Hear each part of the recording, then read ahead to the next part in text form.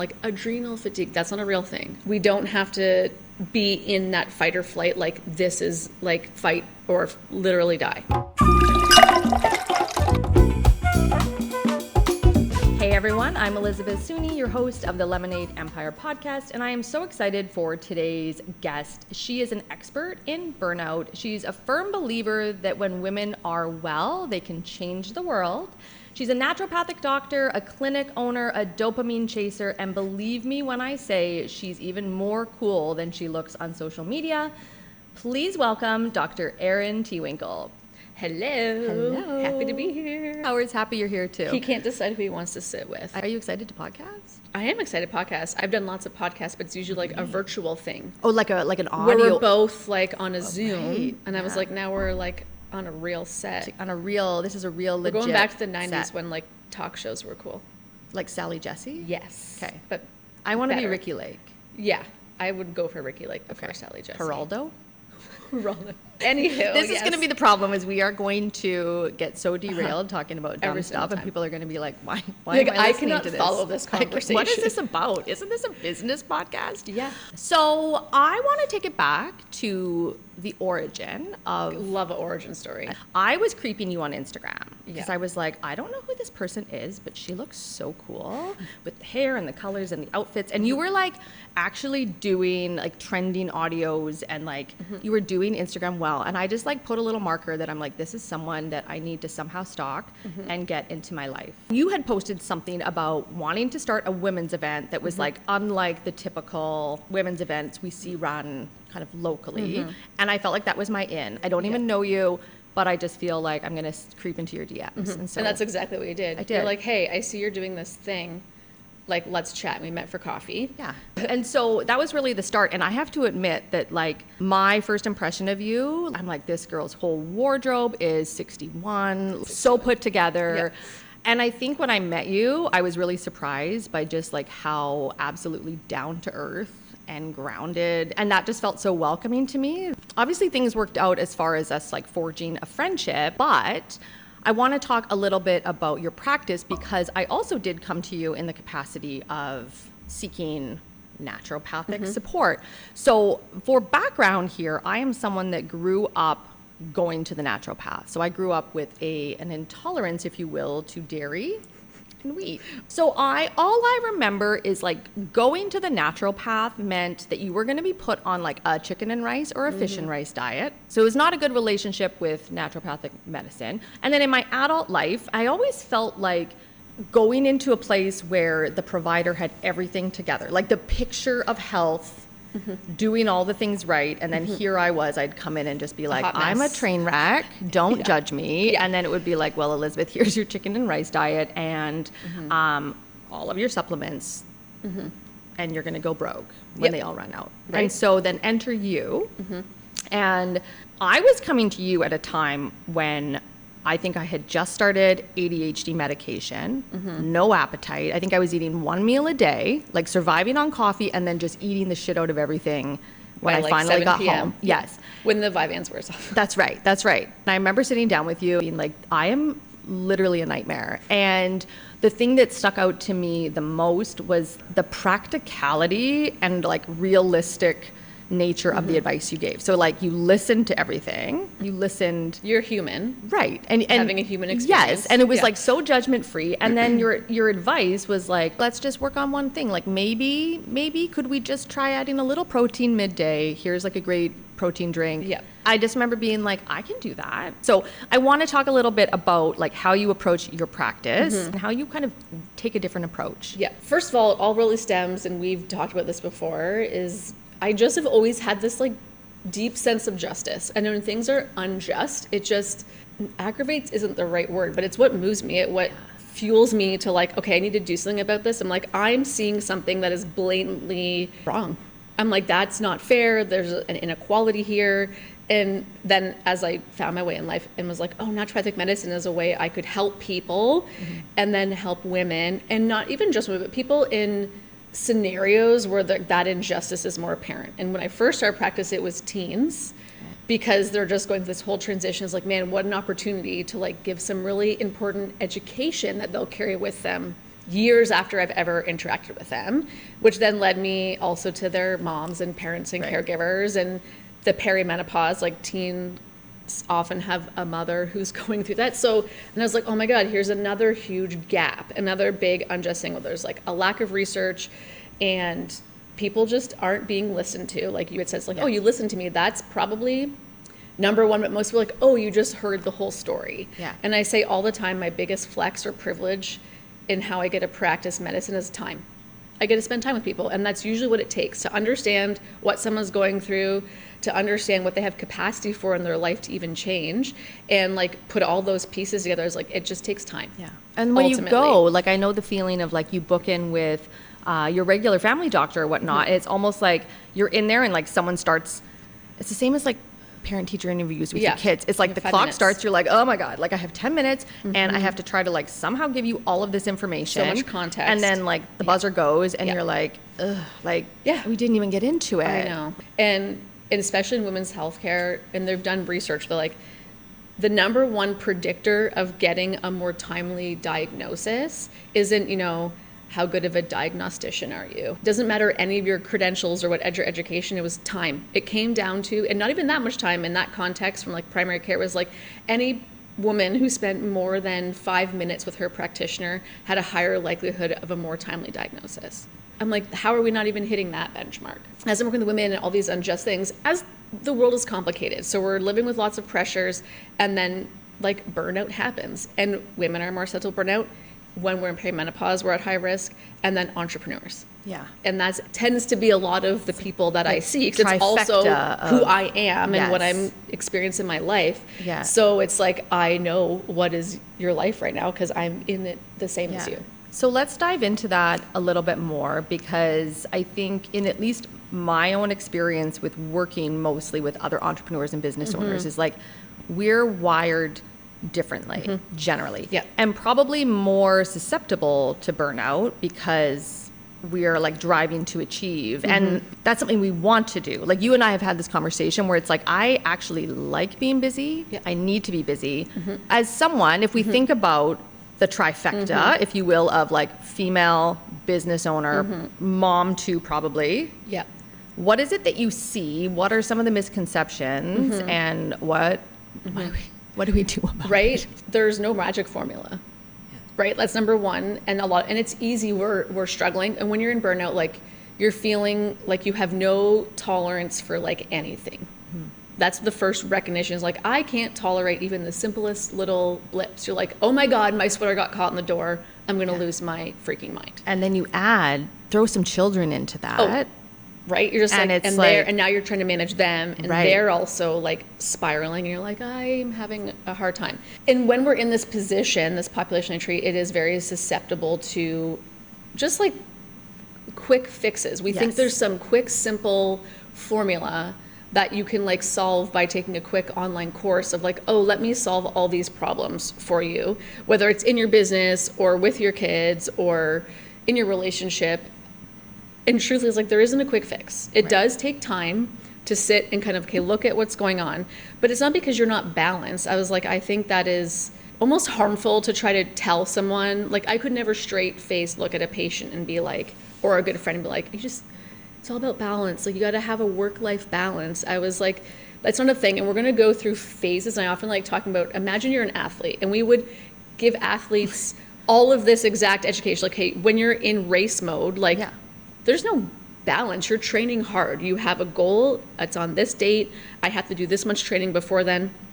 But then with athletes, we're happy, like, then they need to recover. Obviously, you need to like take rest, and you need to recover from that like literal marathon you're on, let's say. And in our life, we don't ever do the recovery. We just think we need to be doing the marathon all the time. And it's being realistic of like, there's going to be times when you are sort of burning the candle at both ends. But how do we build in buffers? How are we prepping for that? How are we recovering from that? And in that really intense period of time, like, what are the resources that we need to do it without actually burning out? Right. So it's not a balance, as like it is an ebb and flow of like, there's going to be intense periods of activity where we're like in the marathon, and then we need to then have how are we recovering and managing that. And I think, and this is like very timely because this is something that I have been trying to do myself because I think it's also about understanding yourself and your patterns, right? 100%. So I am someone who will go hard, like I'll be working at 5 a.m. I'll be like, I'm just going, right? Yeah. But then I will have very severe crashes to the point where like there might be a day or two or whatnot where I can't do anything. And I used to just push through those, right? And then that put me in a place of just absolute burnout horror. Yeah, you're like resentful to everything. Yes, You have yes. no tolerance for Yes. like any... Like someone touches me, my kid like does like the smallest thing. And I thought I was like a nasty person, but I was just at a point where I was completely tapped out.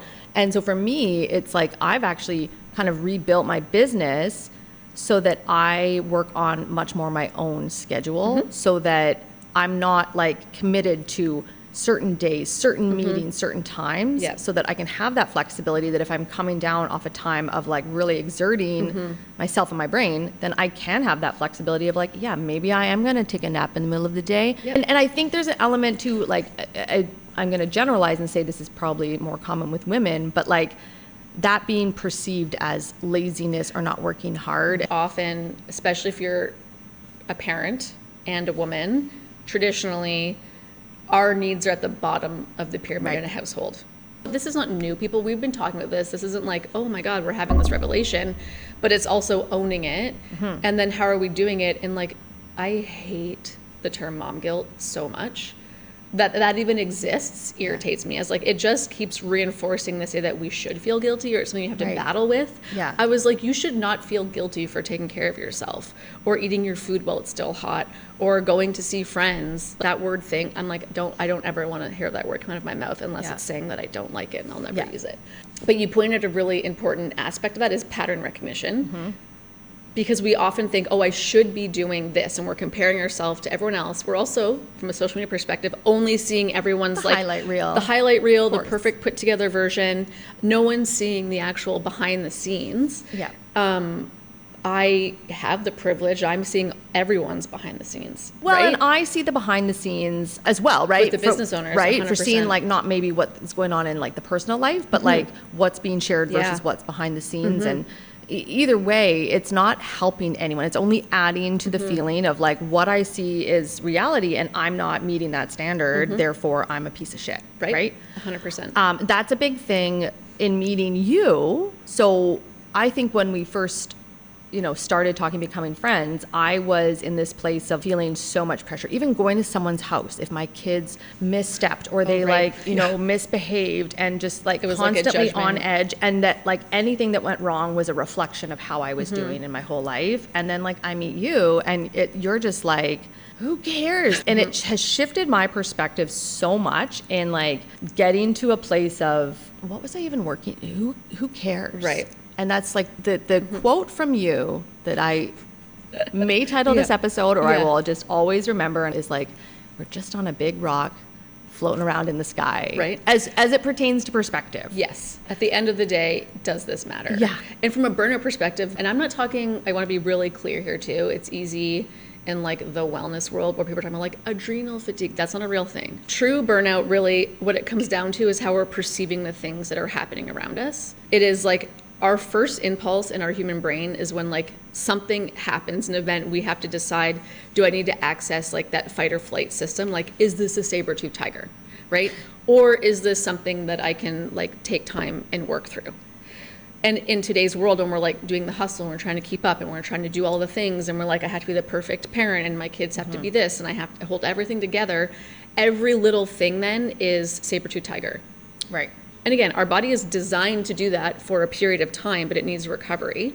And it can keep doing it really well if we resource ourselves and like we fuel and we sleep, which seem really simple and honestly stupid sometimes, but so true. It's like our body can do a lot of things and we can push and we can do really big projects, but we don't have to be in that fight or flight like this is like fight or literally die. And it really is the first, like when it comes in, you have to have that perspective of like, oh, is this actually a big deal?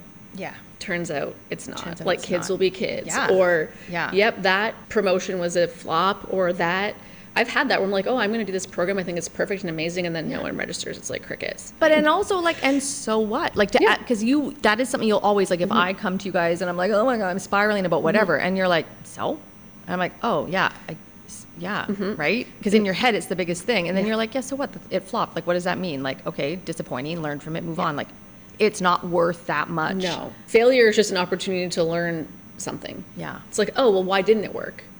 And like, let's critically go through it and think about it and be like, what could I have done? What can I do differently next time? And like, you're not a failure as a human. Right. Yeah. Whatever in that moment it didn't work. And it's like, okay, how can I readjust? How can I do it differently? What do I need to do next time? The other element, and something that I've heard you talk about too, is like, we're actually not meant to do all of this. No. Oh God. Right? No. Like, we're not, like, we've actually been handed an impossible workload if we are running the business, raising the kids, doing domestic stuff, all the labor, the mental load, and all of the stuff. And so, and especially if you're just like doing that on your own as an island. And so like, as someone that like didn't have access to help, and I felt like everyone around me was struggling, that I just had to do it all myself, and was clearly like not keeping on top of all of it. So when you and I got to know each other and realized like, hey, our kids are the same age. They could hang out. Through some miracle, they like love each other, and it opened up this whole new world where I could drop my kids off at your house for like 4 hours, 6, and they will gladly play. And then they still don't want to leave. I know. And then you send Remy your kids. Cries every time. She's like, why are you back already? Go away. And like, that's the thing is like, you'll drop them at my house, and even though I have extra kids in my house, it's like they just go and play, and it makes my life easier. Yes. And then you guys will come by and like hang out, and we make dinner, and it's like, what is this new world I've unlocked? So nice. We did that, but it's on purpose. Like such a wonderful thing to be able to just have a trust in another group of parents and take the load off and just get past that fear of, if I'm asking for help, it means it's because I failed, when no, it's like, again, let's just make this all easier for everybody. Right. And the kids win because they friggin' love it. It's fun, and it's just easier Yeah. for all of us. Again, path of least resistance is our friend. Find your people, path of least resistance. We don't have to work hard at everything all the time to make it like worth it, or, you know, this idea of like, well, it's only satisfying or good if you had to work really, really hard. I was like, that's not always true. Like, yeah, hard work is satisfying. Right. But like in areas of life that you can make easier, do it. Why wouldn't you? Why wouldn't you? Why wouldn't you? Like, I'm like, why wouldn't you? Why does everything need to be a struggle all the time? Obviously, building a community, having people around you, and trust is a big part of that. Like, I trust you explicitly with my children. Yeah. As someone that is on that edge of burnout, maybe whether it's health related, business related, I feel like there are so many of us that maybe have had a time that we're looking for a quick fix, something to just pull us out of the misery or the desperation. Yep. And now, more than ever, I feel like we are inundated, especially on social media, by people selling to us. And it's this whole idea of like, just enough. I just need to know a little bit more than you, and then I'm an expert, and I can have a course. I can sell you something. And I see so much of it, and I see people buying into it. And quite frankly, I think a lot of the times it's smoke and mirrors, right? Oh, yeah. So there is no quick fix when it comes to business or health. Right. But it just takes a few swipes of your phone to feel like you're doing it all wrong, and that you just need to click add to cart and your problem is solved. So from a healthcare perspective, what are some of the things you're seeing, and how can people navigate that? The biggest thing I'm seeing, we're inundated all the time. I always like to point out to people is like, it is normal that you bought it, or that it worked. Yeah, I've bought so many things. Right? Like, first of all, let's normalize that. You're not, an idiot, or you didn't like a fool. I'm like, it happens. And some of the marketing's so good. It's so good. And so and good. some of my patients, I love them. It's like they know it's not right, but they still want to ask me. So they'll send me like, hey, Erin, like, what do you think about this? And I'm like, oh yeah, this is why it's not good. But I look at the marketing as like, I totally get it. I'm like, this is amazing. Like, it's colorful, it's exciting. So my first like red flags, let's say, like, when we're looking on the internet, what are the obvious first things? Like, as soon as someone it's all just these insane testimonials that are like, this changed my life. And I say this whether it's a supplement, even with medications, I find even in like the ADHD world or actually the menopause world, where it's like I took, ADHD meds or I took hormone therapy and oh my God, my brain is different. It changed my life instantaneously. I was like, those are the exceptions, not the rule. Yeah. Nothing is like this instantaneous thing. So as soon as someone's claiming this is an instant fix, Yeah. you're going to take this and your world is going to 180, immediate red flag. That just isn't true in health ever, ever, ever, ever. And what are their credentials? Do they have a nutrition background? Were they a doctor, a naturopath? And again, that doesn't absolve them of being ultimately the truth tellers or that they are correct. Every profession has people who are good at their job. There's a spectrum, right? And not good at their job, right? So it's really being like, are they really clear about the evidence? And I, as a naturopath, really my focus is always being evidence-based. And I'm like, there's data on the things we want. Like, let's follow that first. Are they just selling this and this is just how they make money? Which I know gets complicated because everyone has to earn a living. So I'm not saying like you shouldn't make money. Obviously, you need to live. You have bills to pay. Yeah. But is this a quick fix that is like hook you into a membership and just continually eat this supplement every month for the next rest of your life? That's always a problem for me. And like, what's the motivator? Like, to your point, we all have to make money.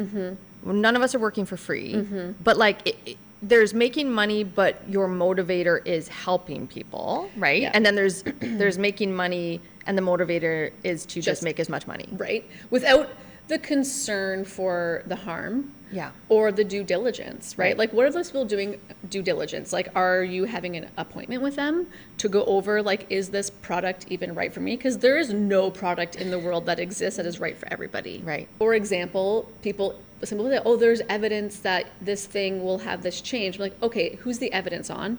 And for women, as like most of the evidence is on men who are like middle-aged and white. So there's an element of going deeper and applying some critical thinking, because to your point, like even if at face value, there's some stats or whatever, it's going that extra level to say, but is that relevant? Right. Does that connect with me? Or is this just some arbitrary numbers that most people might just gloss over and add to cart? Yeah. And then in the business world, like, what would you be looking for in red flags? Because they're very similar, the wellness business world. I don't know, Matt, but like, to me, like health, like that stresses me out. So like, to me, if I have someone that's like grifting and selling like, I don't know, a course on how to 10x your followers or whatever, social media posts, is like, to me, the implications of that is like a little bit less messed up than like getting someone to like actually ingest these and like put this in your body without any like, that's recourse. Wild to me. But I think like in marketing, obviously, huge uptick of people. Everyone's a digital marketer. Everyone has a course. And the thing I see is a lot of it is experience. Yeah. So people selling themselves to provide a service and expertise, and like, you can learn anything these days. Like I could take a free online course. I could ask ChatGPT, but like the depth of that experience is often not there. So like if I was hiring someone to help me with marketing, business, any kind of branding, I would 100% want to know who they've worked with. Right. Probably want to have some very specific testimonials from those people as it relates to business results. Evidence. Yes, evidence. I want the evidence. Actual experience. And I don't personally care if someone has academic credentials, or just learned work experience. But if you're going to tell me that you can do all of these things for my business and you haven't actually done any of those things or spent a lot of time working with to acquire those skills, it's going to be surface level. Yep. And then the thing I've noticed too is when working with clients, it's like it's all fun and games to, make fancy social media posts or whatever. But then what happens when there's a crisis? What happens when the business needs help that goes beyond that? I personally would want someone with a bit more depth of experience to help pull me out of that. Another red flag, I don't know if this is a red flag, but I'm always leery of, in the marketing business world, of like the handoff, right? So you have the person that does the selling, right? And they're very captivating and they're going to tell you all the things you want to hear. And then you give them a bunch of money and it's like, okay, I'm going to hand you off to this person or maybe 5 people. And then that experience quickly becomes diluted and cookie cutter. And so that's something I see. And then the other red flag, honestly, is if I see someone spending way more time promoting and talking about themselves than actually just like doing work. We're in this world where there's this trend that like you need to be showing up and constantly talking about who you are in your business and sharing your life and blah, blah, blah. And if I see someone that's doing that a lot, when their business really has nothing to do with that, automatically I'm like, you're not busy enough and your priorities are not in the right place. Yeah. Right? Like we all try to dabble with social media. We all need to put ourselves out there sometimes in some ways. But if to me, I feel like that's your core focus, then I'm not going to give you money because I don't think you're going to be focused enough on me. Right. 100%. Social media for me is I want potential patients or people who want to engage with me get a sense of who I am and what I stand for. Yeah. Right? Because when you're going to come and invest with someone, you want to have a little bit of a sense of who they are. And I don't spend a lot of time on it. And it's not who I am as a human per se, but like what it is that I do differently or what my experience is and how I'm spending effort in learning more. So where I spend most of my time and investment is in continuing education. Yes. It's not on how do I do more reels and more Instagram posts. Yeah. Because that is just there before people come invest with me and their time and all of that. They can go and be like, oh, okay, this vibes with me. Yeah. It's a vibe check. It's a vibe check. Right? It's a vibe check. It's a little also an opportunity for me. I do like to spread a little bit of education that's free when I can. Because like a little everyone, sampling. because I work in private healthcare, not everyone is going to come see me. It's like, but can I just put stuff out there that helps them advocate or interact in their life in a safer way? I love that when I'm like, ooh, here's red flags. So when you're out and about in the world, I want to help you critically analyze what's going on around you.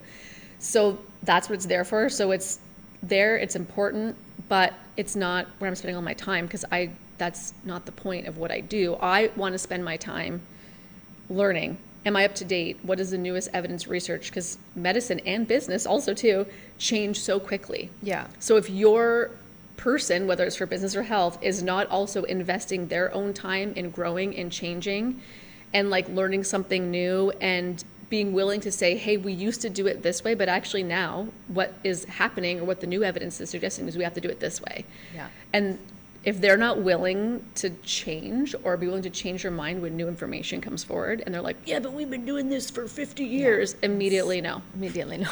Immediately no. Yeah. Okay, so we've talked about how there is no magic pill. Yeah. When it comes to your health, when it comes to business, there's no quick fix.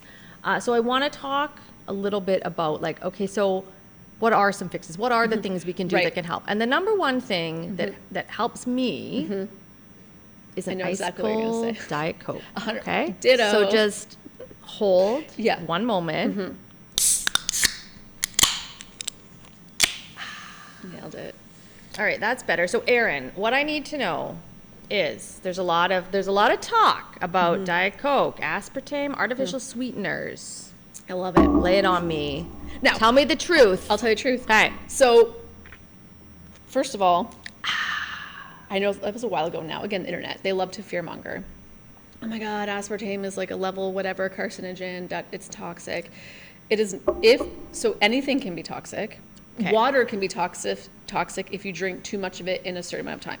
Like anything, right? It's toxicity is about the load. Okay. You would have to drink, I'm not exaggerating, a literal dump truck full of like aspartame. Sounds like a typical Friday for me. If you like it, drink it. Right. It's not like it's fine. And this is going back to like the thing that I think makes you different too, where it's like it's you don't take a black and white yes or no. It's like let's talk about what you get out of drinking that ice cold fridge ciggy. If it makes your life better, right? Then maybe we make some changes elsewhere, but like don't give it up. Sometimes it's what is it replacing? Now, if you're only drinking this all day and not eating, are you using it as a way to like not eat or fuel? Or in replace of actual water and hydration. Exactly. But also this is still hydrating. You know what else is hydrating? Coffee. Coffee is not dehydrating. And I say a lot of people when they walk into my office we have to still talk about nutrition. What are you eating? What are you not eating? And people, I think that's their biggest concern is like, I'm going to go to this practitioner. Yes, that is. And she's going to tell me all the things I can't do.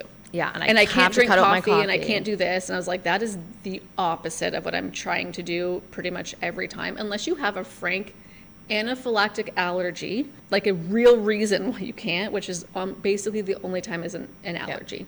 Okay, An so- actual allergy. So aside from Diet Coke, Yeah. what are some things? So if you are working with individuals that are in that place of burnout, you know, they've got a million things on the go. What are some things that do work if it's not the drops and the pills and Yeah. the whatever else? It does take, and this is what burnout does to all of our brains. When we're stuck in burnout, what we mean is like you're doing everything, but nothing feels like is moving forward, and you feel like you can't let one thing drop. You're juggling all of these balls in life. And in your burnout brain, everything is a glass ball, and if you drop it, we're totally effed. When in reality, we have to just take that pause and be like, let's actually assess what all of these juggling balls are.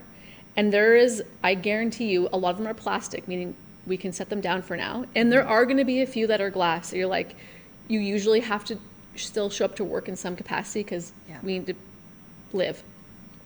We have to like take care of our kids if we have them. Like there's some things like I can't like abandon all things. I'm not saying drop everything, but a burnout brain, once you start hearing yourself saying things like, oh, it's faster if I just do it myself. I'll just do it myself. And you won't I thought pull that in. just made me a control freak. But it's also when we're just, that idea of taking an extra 10 or 15 minutes to teach someone or train someone, we think, I don't have the time. I don't have time to do that. It's like, okay, so we need to reallocate. You taking a little bit of extra time to pass some of those things off actually gives you greater capacity to get to the goal that you're so trying to push towards. Yeah. So it's strategy. Whether it's health or business, like, okay, what's the strategy? And what are the things that we can deload and take away? And then what are we resourcing ourselves with? Usually it comes down to like, you have to get some amount of sleep. You need to eat, right? And usually there's movement involved, and that can change with timing. And I'm not saying you have to go to the gym every day for an hour, but those things genuinely allow our body to have more capacity. And then it's really strategizing. It's like, what are all the things I'm doing that I don't need to be doing? And in a household setting, when you're in our specific scenario, like we're women with children who are on like business owners. And it's really on the home front, I would say for most people I talk about in my circle and in my practice is like managing the mental household load with if you have a co-parent or a person you're living with, really doing that. But they take the job and you take the job, and you don't do their job and they don't do your job. But having that trust in someone that they're going to do it. Yeah.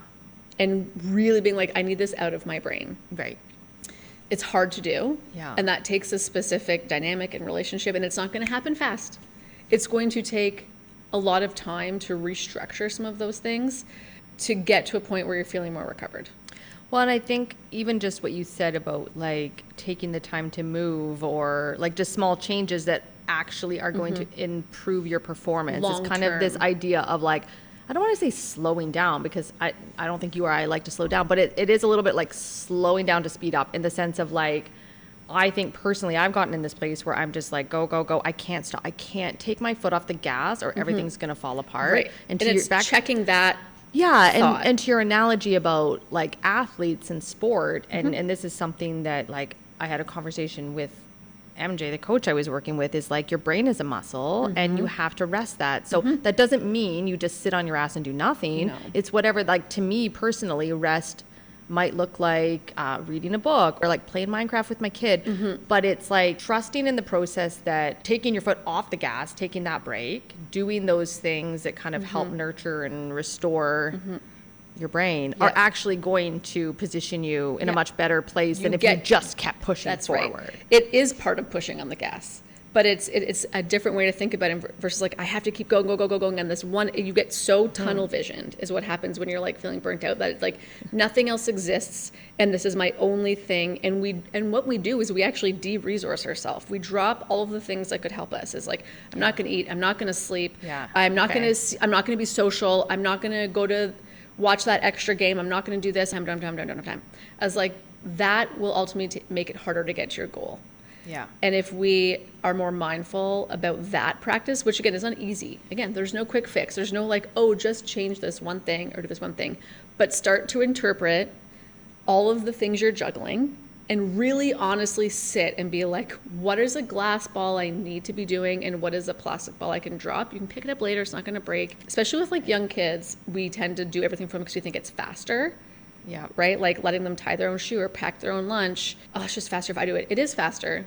But if for a few weeks I let them do it and it's slower, now for the rest of my life, I don't have to do that thing anymore. So I actually gain so much more capacity by having that little bit of like tension and building tolerance to like, oh God, you're making a mess, or like, this is harder. Fact that my daughter gave herself a self-imposed pajama day the other day and just wore pajamas to school. Awesome. Yeah. I don't give a shit. Yeah. Honestly. Yeah, I do not care if my kids were to school. Yeah. It's just, but that's something to let go of, right? It's like, you know what? You want to I don't care if you wear like a pumpkin Halloween costume to school. If you're going to get up and put it on, yeah, you do you, girl. Let go of I those don't battles care. that are not worth your energy, right? Yeah. What hill are you going to die on for this? And like, I think having conversations too, because if you're in that moment where all the balls feel like they're precious glass, and I can speak to this as like, just even in like, let's say a client situation where I'm like, oh my God, I have to drop everything. I got this one thing done. And then on the client side, they're like, I don't fucking care. Get that. Like, I don't need that today. So it's even just like having, if you're struggling with all of these balls that you think are glass, sometimes just having conversation, checking in with people, they might help give you the perspective of like, oh no, like I don't put that ball down. Like you don't even need to pick that up. Right. Or like, I can take that. And also not being afraid to be wrong. Like, let's say you're like, oh, I thought I could manage something in this timeline. Yeah, right. Or being realistic on turnaround. We want everything in today's world done faster, sooner, quicker. Yeah. It's like, oh, actually, I cannot get that to you for 3 weeks. Or it's going to have to be this many days. Or I'm not ever going to be able to respond to you within 24 hours. And I mean, in your own business and life, you can decide what that is. But be reasonable about what you actually have the capacity for. It's more we hold all these expectations in our head of what we think we should be doing, or we think that person thinks we should be doing.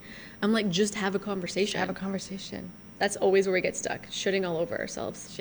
Just shitting all over ourselves. No, shitting all over ourselves. Oh, I thought you said shitting all over. It sounds like that, but it's like, shitting. I should do this. I should. Yeah. If you're hearing a lot of shoulds come out of your mouth, then I would like evaluate every one of those statements. Should you be doing that? Says really? who? Says According what? to Why? who? Who cares? Who's they? They said you should be doing this. Who's they and why? Okay. And that's why I love having you in my corner and in my group chat so that you can be that voice of reason. Yeah. So what? Why are you doing that? Who cares? According to who Says and who? why? Why? Exactly. What are you going to get out of that? Find yourself an Erin and you will find yourself out of burnout. Right.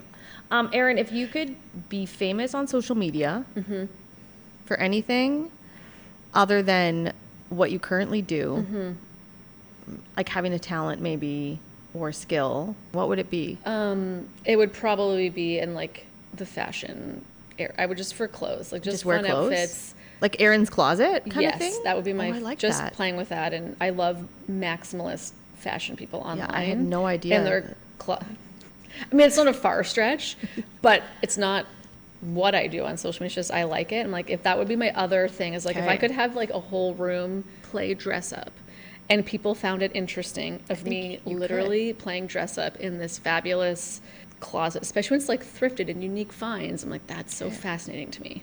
I feel like that's what draws people in, is like, that's the thing with you though, is like, it's not like sage green and beige natural. No.